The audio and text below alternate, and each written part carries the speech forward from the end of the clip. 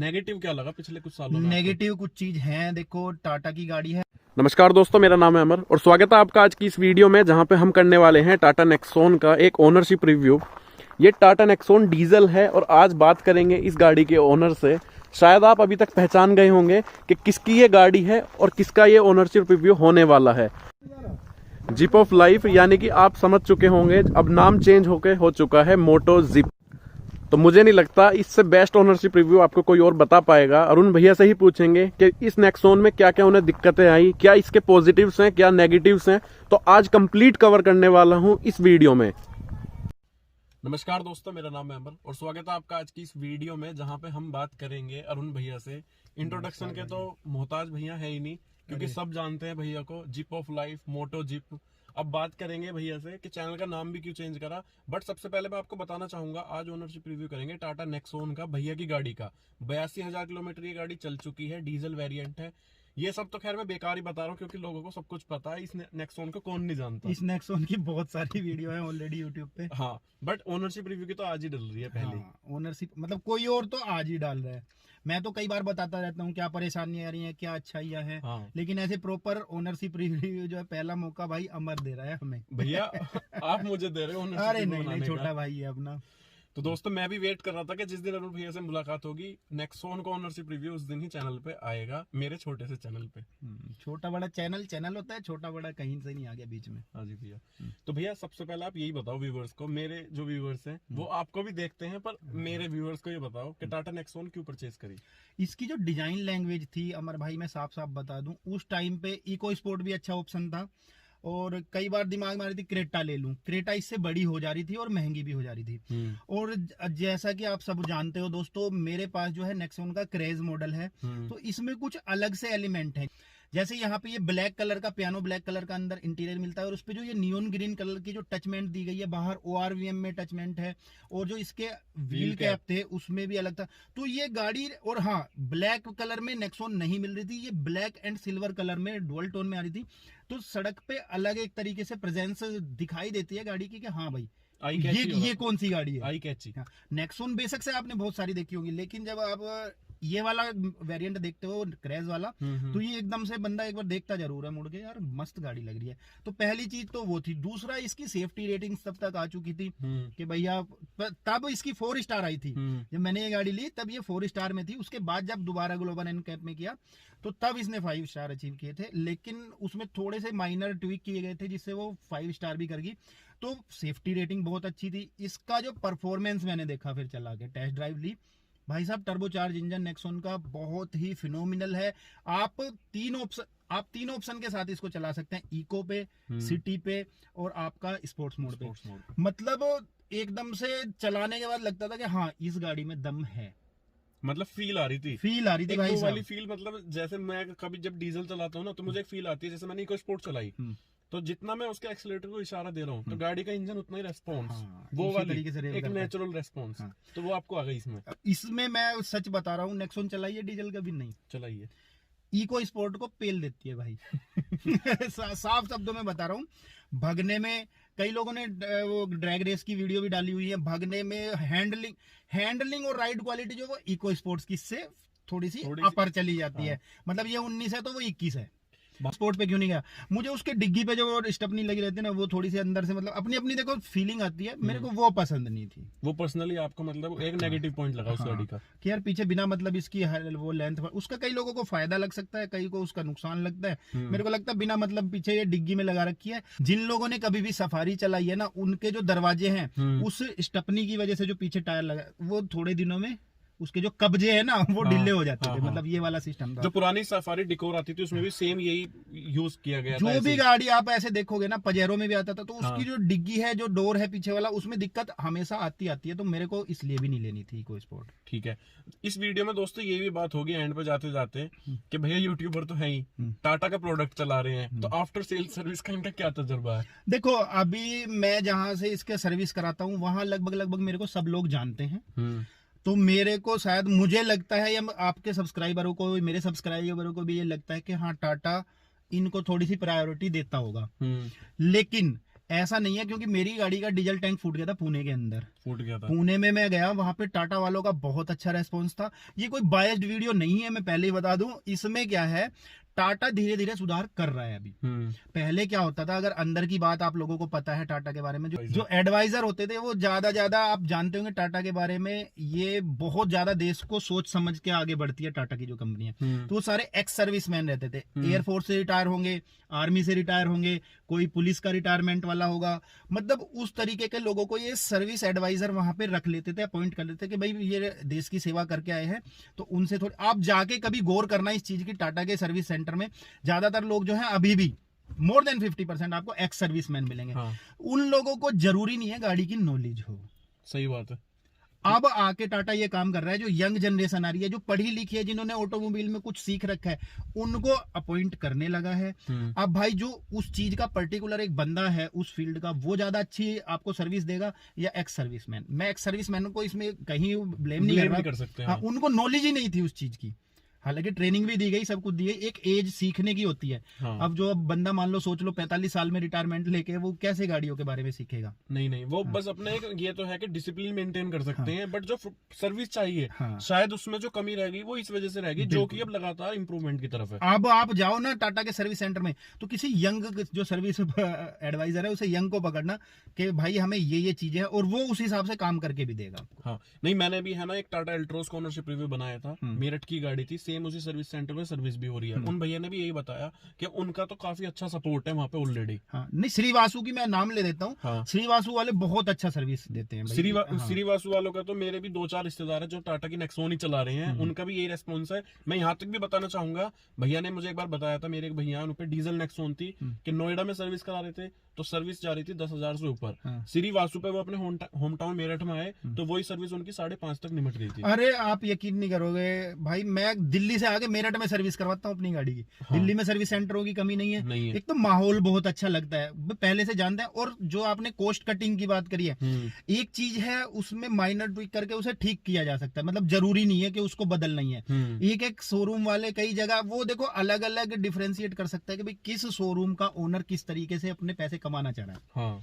भाई कोई चीज खराब भी नहीं है, उसे भी जबरदस्ती के इसमें थोड़ी सी वो साउंड आ रहा है इसे बदल दो। हाँ। तो वहां सर्विस की कॉस्ट पड़ जाती है। और जैसा 82,000 किलोमीटर मैंने चला दी है, एक सर्विस मेरी इसकी गई थी सिर्फ 11,000 रुपए पे, नहीं तो वही 6,000, 6700 और 5200, 15,000 किलोमीटर पे 15,000 पे होती है। हाँ। तो अभी इसकी जो 90,000 वाली सर्विस आने वाली है, 90 वाली आने वाली है अभी। भैया बैटरी कितनी बदल चुकी है गाड़ी की? बैटरी एक बदली है भाई, एक ही साल में वो खराब हो गई थी। और वो मेरी बैटरी जो है वारंटी में चेंज हो गई थी, मतलब 1 साल पूरा होने में। एक्साइड की बैटरी है, उसमें बचे हुए थे लगभग ये मान लो कोई 15 से 20 दिन बचे हुए थे। मैं गया टाटा के शोरूम पे, मैं भाई बैटरी कैसे ही तो सेल्फ ही नहीं ले रही। उन्होंने तुरंत मेरे को कहीं भी नहीं भेजा, वहीं पे अगले दिन एक दिन उन्होंने गाड़ी रखी, बैटरी चेंज करके वारंटी में दे दी थी। भैया टायर कितने जोड़ी बदल गए? टायर मेरे साथ समस्या आई है, मैं अपने वीडियो में कई बार बता चुका हूं। मैंने डलवा दिए थे अलॉय व्हील। अब अलॉय व्हील का जो विड्थ है, जो साइज है उसका, वो चौड़ाई ज्यादा होती है, और ये टायर है 195 के।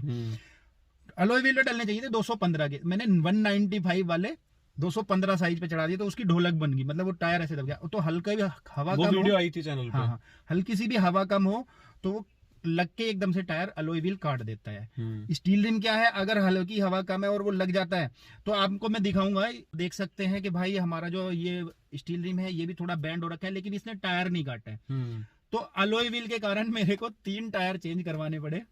वैसे अभी तक जो है, जो गाड़ी के साथ के भी हैं, वे भी 2 टायर चल रहे हैं, अभी तक चल रहे हैं। हाँ, हालत देख लो, गंजा हो गया है, हालांकि अभी बदलने वाला है। तो 80,000 टायर आराम से इसके चल जाते हैं अगर मैं स्टील रिम पे ही चलाता। डिपेंड ही करता है ना, क्योंकि गाड़ी है भी 2-2.5 साल पुरानी। हाँ। और लगातार चलती है। हाँ। खड़ी हुई होती ना तो ये टायर अगर चलो घिसे नहीं आपकी गाड़ी के, पर खड़ी खड़ी के भी सूख जाते हैं। जो टायर में ऑयल होता है ना वो सूख जाता है, उसकी मतलब चिकनाट खत्म हो जाती है। गर्म जितना टायर रहेगा उतना ज्यादा उसकी अच्छी लाइफ मिलती है। अच्छा भैया, वैसे माइलेज की, चलो माइलेज की भी पूछ लेता हूँ, माइलेज कितना निकाल लेते हो आप परमानेंट, जो आपका एक रिदम में चलाने का? बिल्कुल रिदम में आपको बता देता हूँ। इसमें जैसे मैं पहले भी बताया आपको 3 मोड है। इको पे चलाओगे, अगर इको पे आप चलाते हो और 70-80 के करीब चलाते हो, मैं लिख के दे रहा हूँ 28 से 30 का माइलेज देती है। MID या tank to tank? Tank to tank ले लो भाई। अब पर शर्त यह है 60 से 80 के बीच में रहनी चाहिए। मतलब आपकी आरपीएम भी वही है 2000 से ऊपर ना जाए। 2000 से टर्बो नहीं लगने देना आपको, मतलब तो टर्बो मत लगाना। 1700-1800 आरपीएम पे चलाना गाड़ी को। मैं लिख के गारंटी दे रहा हूँ भाई साहब। 28 एमआईडी तो 30 से ऊपर बताता नहीं, मतलब पूरा हो जाता। मैंने 167 किलोमीटर गाड़ी चलाई थी इको मोड में। इको मोड में वही 60-70 छठे गियर में, टर्बो नहीं लगने दिया। 2000 आरपीएम पे टर्बो इसका हिट करता है। हाँ। मैं 167 किलोमीटर में, मतलब एमआईडी 30 दिखा रहा था, तो मैं आपको बता रहा हूँ 28 का। 2 किलोमीटर का मैं इसमें मार्जिन लेके चल रहा हूँ। तो 28 का मान के चलो। और अगर आप सिटी पे चलाते हो, मोस्टली मैं अपनी गाड़ी चलाता हूँ सिटी मोड पे, तो आपको कैसे भी खींच के चला लो, कितना भी चला लो, आपको 23-24 का माइलेज देती है। सिटी में चलाओ, हाईवे पे चलाओ, मतलब मिक्स अगर मैं बता दूं तो 23-24 का माइलेज देती है। अगर आपने स्पोर्ट्स मोड पे डाल दी तो 17-18 आ जाएगा। तो 17-18 भी भैया बहुत है। बहुत है। मैं सिटी पे चलाता हूँ। सिटी पे ये देखो, तीनों मोड का अगर आप लोगों को नहीं पता, अब जब ओनरशिप रिव्यू चल रहा है तो पूरा बता दूं। इको मोड पे 68 bhp जनरेट करता है इंजन। सिटी मोड पे 90 bhp। 90 bhp सेम जो ब्रेजा का करता है, डीजल इंजन जो आता था पहले, मल्टीजेट। हाँ। और जो 110 bhp होगा वो स्पोर्ट्स मोड पे होगा। अब आप कितने घोड़ों की ताकत लगवा रहे हो अपनी गाड़ी से, वो तो डिपेंड हम पे करता है। उतना ही वो खुराक मांगने लगे। हाँ। पर सिटी मोड परफेक्ट है। सिटी मोड परफेक्ट हाँ, है। तो आप इसका ओवरऑल जो माइलेज मान के चलो सिटी पे, वो 22-23 का आराम से किसी भी सूरत में दे देगी। तो दोस्तों एक बात तो आपने नोटिस करी होगी कि मुझे सवाल पूछने नहीं पड़ रहे। सवाल पूछने से पहले ही आंसर आ रहे हैं निकल के। वरना जब मैं और कोई ओनरशिप रिव्यू बनाता हूँ तो मुझे पूछना पड़ता है, खुरेद के सवाल निकालने पड़ते हैं। नहीं, ऐसा है ना, देखो अगर नॉलेज दे रहे हैं वो हमें पता है। ओनरशिप रिव्यू का फायदा क्या, अगर पॉइंट टू पॉइंट बात ना पहुंचे। हाँ, अब आप मतलब एक मुझे अगर समझ सकते हो तो मुझे एक एक्सपर्ट की तरह मान लो। हाँ। कई जगह क्या होता है, ओनर नॉर्मल होता है और जो पूछने वाला होता है वो एक्सपर्ट होता है। हाँ। यहाँ उल्टा हो रहा है। यहाँ उल्टा हो गया सच में। नहीं, एक्सपर्ट भाई भी है, भाई को भी अच्छी खासी नॉलेज है गाड़ियों की। बट भैया हम आपसे भी छोटे ना छोटे बड़े की बात नहीं है। अगला सवाल करते हैं, चलो। अच्छा भाई ये बताओ, जैसे अभी चला रहे हो और 82,000 किलोमीटर चल गई, ये तो अभी तक की जो फीलिंग थी वो ये थी जब गाड़ी परचेज करी थी ना। मुझे अभी आपके साथ बैठ के जो फीलिंग आ रही है वो यही आ रही है इस गाड़ी को लेके कि 2-2.5 साल पहले जब खरीदी थी तो जो दिमाग में वो था ना नेक्सॉन का, वो आज भी मुझे नजर आ रहा है आपके अंदर। क्रेज हाँ, नेक्सॉन का एक्साइटमेंट, मतलब प्राउड फील नहीं होता कि हाँ हमने नेक्सॉन ली हुई है। हाँ। ये प्राउड मोमेंट में बताता हूँ कि कुछ आदमियों ही, कुछ गाड़ियां ही ऐसी है जिनको लेके फील कर सकते हैं। स्विफ्ट वाले बहुत ज्यादा फील करते हैं, स्विफ्ट ले रखी है। हाँ। इनोवा वाले, हाँ। फॉर्च्यूनर वाले, ये मैंने कुछ स्कॉर्पियो वाले। हाँ। अपने लिए नेक्सॉन की वो वाली चीजें, मतलब उंगली रखने को जगह नहीं अभी भी दिखाई दे रही मेरे को। पुराना मॉडल हो गया हालांकि, हाँ। नया फेस लिफ्ट भी आ गया, हाँ। लेकिन अभी भी उंगली रखने को जगह नहीं मिलती। वही तो मैं आपके साथ बैठ के फील कर रहा था, जो मैं अपने जो व्यूअर्स हैं उनको भी बता रहा हूँ कि भैया का जो शौक है ना, और जो मतलब वही प्राउड ओनर होने का नेक्सॉन का, वो अभी भी इतना ही है जैसा आज ही नई नेक्सॉन लेने जा रहे हो। मैं जब वीडियो बनाता हूँ ना, जैसे मैं एक बार होंडा सिटी, इसमें होंडा सिटी का नाम लेना भूल गया, होंडा सिटी के भी दीवाने हैं लोग। हाँ। जिसने होंडा सिटी वरना रखी वो उसकी खूबियां बताते बताते नहीं थकते। मैं होंडा सिटी की वीडियो बनाता हूँ तो उसमें भी लोग कहते हैं कि यार इतनी तारीफ करा है। भाई तारीफ के लायक है। सही बात है। अब जब तारीफ के लायक नहीं होगी तो हम कैसे उसकी तारीफ करेंगे। नहीं, होंडा सिटी एक अलग ही लेवल है, अलग ही लेवल। मतलब होंडा सिटी बिल्कुल आप ऐसे समझ लो, मैं कंपेयर तो नहीं करने का, बट इतना है कि जैसे ना सेडान गाड़ी में अगर किसी की बात हो रही है तो होंडा सिटी का नाम लेती है ना, एक अलग रेस्पेक्ट आ जाती है मन में। मैं अपनी वीडियो में बताता रहता हूँ। देखो टॉपिक थोड़ा भटक रहा है लेकिन बात करनी जरूरी है। लंबी वीडियो जाएगी भाई, जिन्हें देखनी है ना वो लास्ट तक बने रहेंगे। अब होता क्या है, होंडा सिटी की जब बात करते हैं तो उसकी तारीफ नहीं खत्म होती। और जब ये वाली बात मैं अपनी वीडियो में बताता हूँ कि अब किसी को बताते हो कौन सी गाड़ी है तेरे पास, तो आदमी बताने में प्राउड फील करता, होंडा सिटी है भाई। है नहीं है ये वाली बात। ऐसे ही है। और भैया जब से टाटा का चला है ना 5 स्टार सेफ्टी रेटिंग टाटा की, अब पहले तो लोग शर्माते थे, इंडिका है, इंडिको है, अब लोग प्राउड होके बताते हैं टियागो का ओनर हूं मैं, टियागो का नेक्सॉन चलाते हैं, हैरियर चलाता हूँ। हाँ। खैर भैया अब ये बताओ कि जैसे इसको आपने जगह जगह घुमाया भी है, हाई स्पीड पे भी चलाया होगा खूब, मतलब 100-150 190 भी दिखा रखी है मैंने। अगर नहीं यकीन आ रहा है तो मेरे चैनल पे देख लो जाके, मोटोजिप पे नेक्सॉन टॉप स्पीड सबसे ऊपर आपके भाई की वीडियो मिल जाएगी, 190 टच कर रखी है। तो भैया जैसे हाई स्पीड पे चलाते हो और नेक्सॉन चलाते हो, ये है सेफ्टी अलग हटा दी और आप हाई स्पीड पे चला रहे हो, कहीं कभी कोई दिक्कत आई है? ना दिक्कत आई ना घबराहट होती उस तरीके की। कई गाड़ी ऐसी होती है ना कि उसमें आपको ये लगता है यार ये निकल के और तरीके से चल रही है। हाँ, मतलब स्टीयरिंग पे कंट्रोल जा रहा है। स्टीयरिंग की देखो खूबी बता दूं, आप ट्रैफिक में चलाते तो स्टीयरिंग पे बहुत अच्छा टाटा ने यहाँ काम किया हुआ है, आपको लाइट फील होता है। जैसे ही हाईवे पे 80+ आप चलते हो ना, स्टीयरिंग हैवी होना फील होने लगता है, आपको लगता है कि हाँ अब गाड़ी ने पकड़ बना लिया। ऐसी ही कई सारी कमियां बाकी की गाड़ियों में मेरे को लगती है। होंडा सिटी की जैसे हम जिक्र कर रहे थे, होंडा सिटी 100+ चलाओ तो स्टीयरिंग उसका बहुत लाइट फील होता है। हाँ। कि यार बहुत हल्का चल रहा है, वो कॉन्फिडेंस नहीं आता। इसमें ये मजा है, मैं बता रहा हूँ ना। इससे ऊपर अगर हैंडलिंग के मामले में गाड़ी है तो बस इको स्पोर्ट है। इको स्पोर्ट को भी आप फुल खुल के भगा दो 170-80, डर नहीं लगता है। Same condition. अच्छा भैया ये बताओ, जो गाड़ी में मतलब कुछ लोगों से मेरे को सुनने में आया कि टाटा नेक्सॉन जैसे पुरानी हो गई उनकी, रैकलिंग साउंड बन रही है। हाँ। और ज्यादातर ड्राइवर साइड डोर पे बन रही है, उसके बारे में आपका क्या कहना है? इसमें देखो ऐसा है, जैसे अभी ये गाड़ी मेरी 82,000 चल रही है और मैं इसमें ज्यादा से ज्यादा अकेला सफर करता हूँ या साथ में एक भाई होता है कोई। तो जब हम ये दरवाजे खोलते हैं बंद करते हैं तो इसकी जो ये रबड़ आप देख पा रहे होंगे, तो ये रबड़ कट जाती है। तो रबड़ की जो मोटाई है वो कम होने लगती है, तो दरवाजा और अंदर की तरफ, मतलब उतना प्रेशर से बंद नहीं होता उसका डोर फिर। तो रबड़ ये कटी हुई है, जैसे ही हम रबड़ चेंज कराएंगे तो इसका दरवाजा फिर से दोबारा उसी बैलेंस में आ जाएगा। ऐसी जगह कई लोग क्या करते हैं, लोकल डेंटर को दिखा के जो इसके वो जिसमें लोग फंसता है ना, उसको अंदर धसवा देते हैं। वो काम नहीं कराना चाहिए, अपनी रबड़ चेंज करा लेनी चाहिए। और जो दूसरी चीज, रबड़ भी एक तरह से टायर की तरह ही हो गई है। हाँ, कि जैसे गाड़ी के टायर बदलवा रहे हो आप, एक बार अपनी गाड़ी के दरवाजे चेक करवा लो। और दूसरे जो मैं बता रहा हूँ प्लास्टिक है भाई। और जैसा इसने बताया अमरदीप भाई ने हमारे, कि लोकल रोड पे चलते हैं तो प्लास्टिक में हल्का मल्का भाई रैटलिंग साउंड आता है, कर पर की थोड़ी बहुत आवाज है। ऐसी नहीं कि भाई आप इग्नोर नहीं कर सकते। उसका भी एक तोड़ है, आवाज थोड़ी सी तेज कर लो। अरे नहीं, हमें नहीं अभी पता चल रहा नहीं। अच्छा अरुण भैया अब ये बताओ कि गाड़ी के सारे पॉजिटिव्स हो गए, जितने भी व्यूवर्स देख रहे हैं, नेगेटिव क्या लगा पिछले कुछ सालों में? नेगेटिव कुछ चीज है, देखो टाटा की गाड़ी है, अभी सुधार की बहुत गुंजाइश है। नेगेटिव जरूर बताऊंगा भाई। एक तो जो इसकी प्लास्टिक क्वालिटी है, जो मैं ये आपको ये दिखा रहा हूँ ना, एसी के बटन, हाँ, ये बहुत जल्दी निकलता है। इधर वाला अगर मैं आपको दिखाता हूँ तो इधर का तो मैंने लगवाया ही नहीं है। अभी मैं आपको दिखा दूं, ये रजनीगंधा हो गया, मुंह में रजनीगंधा कदमों में दुनिया। कभी कभी खा लेते हैं। तो ये देखो भाई साहब, ये अपना टूटा हुआ रखा है अभी तक, और ये मेरा तीसरा निकला इसका। और इसके अलावा एक और नेगेटिव मैं इसका बता दूं तो जो इसके बैक गियर में बहुत सारी प्रॉब्लम थी। हालांकि मेरे को अब ठीक लगने लगा है, प्रैक्टिस में आ गया हाथ उस चीज के। लेकिन शुरू में जब बैक गियर लगाते थे तो कर की आवाज अभी भी कभी कभी कर देता है। ओके, और ये आ क्यों रही है? बस थोड़ा सा मतलब ट्विकिंग सही नहीं की हुई है, मतलब कुछ ना कुछ इसमें मैन्युफैक्चरिंग। अब देखो BS6 में नहीं हो शायद, लेकिन BS4 में ये दिक्कत थी।